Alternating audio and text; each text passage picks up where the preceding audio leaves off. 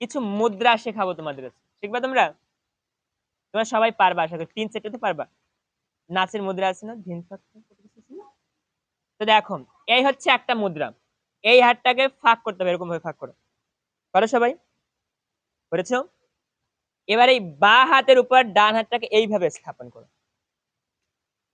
করেছো? এবার শোনো, বিভিন্ন দ্রব্য থাকে, ফুল, ভগবানকে ভোগ দিবা, চিনি, কলা, ভাত ইত্যাদি অনেক কিছু ভোগ দাও না তোমরা, বুঝে দাও না? তখন সেই দ্রব্যের উপর যদি এইটা দাও, তাহলে শাস্ত্র অনুযায়ী সেই দ্রব্যটা শুদ্ধ হয়ে যাবে। কি হয়ে যাবে? শুদ্ধ হয়ে যাবে। সেই দ্রব্যের উপর কোনো খারাপ দৃষ্টি থাকলে, খারাপ প্রভাব থাকলে শুদ্ধ হয়ে যাবে। এটাকে বলা হয় চক্র মুদ্রা।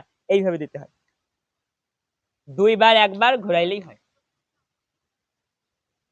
পুজো দেওয়ার সময় বিশেষ বিশেষ কাজে লাগবে। প্রথমে এটা কি, চক্র মুদ্রা, ভোগের উপর দেয়া হয়, ফুলের উপর দেয়া হয়, ভগবানের সেবার মানে শুদ্ধ করার জন্য, একদম জল দিয়ে শুদ্ধ করি না, এটা হচ্ছে মুদ্রা দ্বারা শুদ্ধ। এরকম ভাবে মনে করো কাউরে আমি বললাম এদিকে আসো, আসবে না সে? আসবে না? তেমনি ভগবানকে আমরা মন্ত্র বলে সন্তুষ্ট করলাম, এটা হচ্ছে অঙ্গভঙ্গি, এর দ্বারা ভগবান অনেক সন্তুষ্ট হয়। তো এইটা যখন কোনো দ্রব্যের উপর দেয়া হবে তখন কি হবে? শুদ্ধ হবে। এরপরে জল জাতীয় কোনো কিছু আছে না, যেমন আমরা গ্লাসে জল দেই, অনেক সময় টক দেই, অনেক সময় মিষ্টান্ন দেই, ডাল দেই, দেই না? জল জাতীয় দ্রব্য, তো সেই জল জাতীয় দ্রব্যকে শুদ্ধ করার জন্য ব্যবহার করা হয় গালিনী মুদ্রা। এই দেখো এরকম ভাবে আছে, এই মাঝখানের 3টা আঙুল এরকম ভাবে অ্যাড করে, এরকম ভাবে গালিনী। আমার ভালো হয় না, এই দেখো গালিনী মুদ্রা।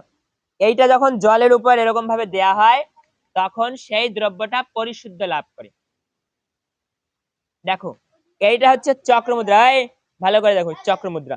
এইটা দিবা কিসের উপর? ফুলের উপর দিতে পারো, জলের উপর দিতে পারো, এরকম ভাবে, ঠিক আছে?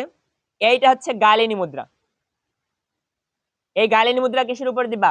ভোগে যে জল দাও না, জলের উপর, আবার একাদশীতে প্রসাদ রান্না করে দাও না একাদশীর পরের দিন, ওর উপর দিবা, ডালের উপর আর গ্লাসের জলের উপর। এটা হচ্ছে গালিনী মুদ্রা। ওকে, এটা দিলে কি হবে?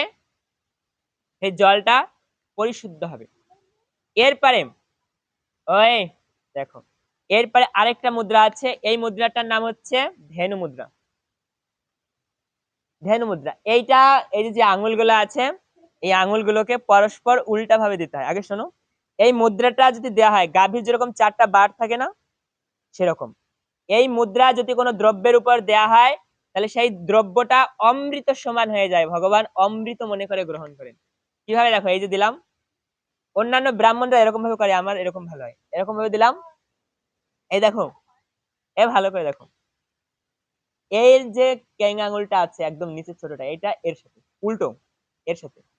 তারপরে এই পাশে যেটা আছে এইটা এর সাথে, এই যে যে দেখো এই উল্টোটা এটার সাথে, এটার সাথে। এই দেখো আবার দেখো, এই একটা ক্যাং আঙুল এর সাথে দিবা, সেম উল্টো উল্টো, একটা যেটার সাথে মিলাবা আরেকটা, আরেকটা দেবা এইটার সাথে, এরপরে আরেকটা এইটার সাথে আরেকটা। এটাকে বলা হয় ধেনু মুদ্রা। কি বলা হয়? ঠিক আছে, আমাদের যখন শেখাইছিল তখন ওই টিমের ভিতরে আমি একা ছিলাম যে পারছি, আর কেউ করে না, কারণ আমার প্র্যাকটিস ছিল। দেখো ধেনু মুদ্রা, তো যখন এই ধেনু মুদ্রা কোনো দ্রব্যের উপর দেয়া হয় তাহলে সেই দ্রব্যটা অমৃত সমান মনে হয়। যদি দুধ না থাকে, শোনো, যদি দুধ না থাকে পূজায়, তাহলে জলের উপর এই মুদ্রাটা দিয়ে সেটাকে দুধ মনে করে পূজা করা যেতে পারে। বুঝেছো এই মুদ্রাটা প্রদর্শন? তো প্রথমে কি বলছিলাম? চক্র মুদ্রা। আমারে দেখবা পূজা করার সময় আমি সবসময় দেই, আর সব ব্রাহ্মণরা দিবে। এটা হচ্ছে গালিনী মুদ্রা, এটা হচ্ছে ধ্যানু মুদ্রা। এরপরে দেয়া হয় মৎস্য মুদ্রা। এবার আমরা শুদ্ধ করলাম, মনে তো হয় হয়েছে, হয়েছে। এবার শুদ্ধ করলাম, এবার আমরা এটাকে সংরক্ষণ করব। সংরক্ষণের জন্য ব্যবহার করা হয় মৎস্য মুদ্রা। কি ব্যবহার করা হয়? এই মৎস্য মুদ্রা দেখালে সেটার উপর আর কোনো খারাপ দৃষ্টি, কুদৃষ্টি পড়বে না। এইটা হচ্ছে মৎস্য মুদ্রার কাহিনী। এই দেখো মৎস্য মুদ্রা কিভাবে করা হয়, ডান হাতের উপর বাম হাতে স্থাপন করতে হবে, এরকম করা হয়েছে। এবার এই দুটো আঙুলকে এরকম মাছের মতন চালনা করতে হবে। ঠিক আছে, এটা হচ্ছে মৎস্য মুদ্রা। এইটা ফুলের উপর, ভোগের উপর, সবকিছুর উপর দিতে পারবে। এইটা দিলে সংরক্ষ থাকবে, তাহলে তার উপরে আর কখনো কোনো অপবিত্র বা কুছায়া পড়বে না।